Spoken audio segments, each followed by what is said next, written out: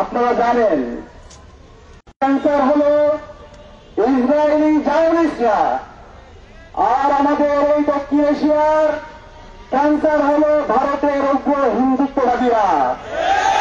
আমাদের এই দক্ষিণ এশিয়ার ক্যান্সার হল গুজরাটের কসাইরা। আপনারা জানেন 1947 সালে আমাদের এই উপমহাদেশ ভারত ভাগ হয়েছিল। যখন ভারত ভাগ হয়েছিল, ভারতের যে মুসলমানরা ছিল সেই মুসলমানদেরকে ভারতের উগ্র হিন্দুত্ববাদীরা নির্মমভাবে তাদেরকে শহীদ করেছিল। তাদেরকে তাদের ঘর আমাদের অন্যরা তারা নির্বাসিত হয়েছিল এবং পরবর্তীতে অনেকগুলো সাম্প্রদায়িক দাঙ্গা লাগানো হয়েছে। আপনারা জানেন 1984 সালে শিখরা দাঙ্গা লাগিয়েছিল এবং সেই দাঙ্গার মাধ্যমে আমাদের মুসলমান ভাই বোনদেরকে ভারতের মধ্যে তারা কচুকাটা করেছিল। 2002 সালে এই গুজরাটের হিন্দুত্ববাদীরা আমাদের মুসলমান ভাই বোনদেরকে করেছিল, শহীদ করেছিল। এভাবে অসংখ্য ঘটনা আমরা দেখতে পেয়েছি। আমাদের ভারতে যারা আমাদের মুসলিম ভাইরা আছে তারা হিসাব করতে পারে না। হিসাব করে তাদের স্কুলে যাওয়ার কারণে, কলেজে যাওয়ার কারণে তাদেরকে বিভিন্নভাবে হেনস্থা করা হয়।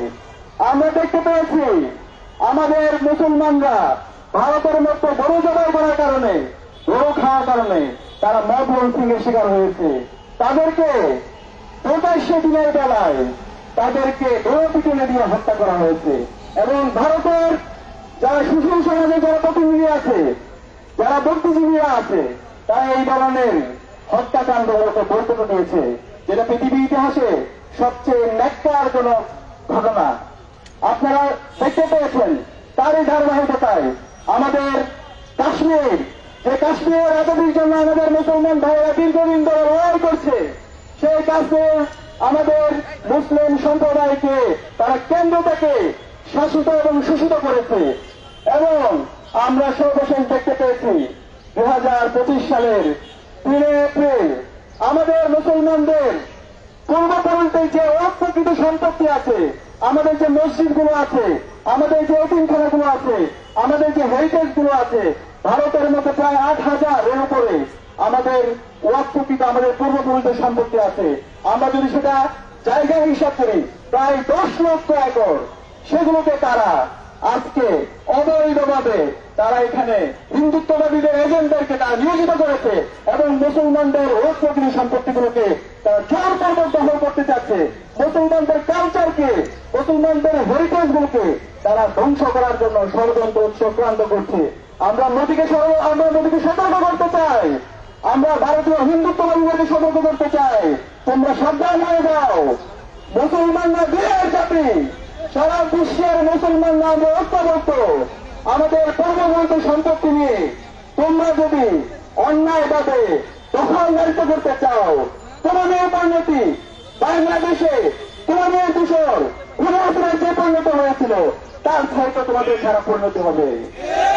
আমি অনুরোধ করব সারা বিশ্বের মুসলমানদেরকে, আপনারা ভারতের আধিপত্যবাদের বিরুদ্ধে, হিন্দুত্ববাদীদের আধিপত্যবাদের বিরুদ্ধে, গুজরাটের কসাইদের আধিপত্যবাদের বিরুদ্ধে আপনারা ঐক্যবদ্ধভাবে আপনারা কথা বলুন। আমরা যদি ঐক্যবদ্ধভাবে কথা বলতে পারি তাহলে আমরা এই উগ্র হিন্দুত্ববাদীদেরকে আমরা এই ভারত থেকে, আমাদের ভারতকে আমরা মুক্ত করতে পারবো এবং ভাই বোনরা আজাদি পাবে। আমাদের ফিলিস্তিনের ভাই বোনরা আমাদের আজাদি পাবে ইনশাআল্লাহ। সেই কারণে আমি সবাইকে অনুরোধ করবো আমরা ঐক্যবদ্ধতার সাথে সকল অন্যায়ের, সকল জুলুমের আমরা প্রতিবাদ করব।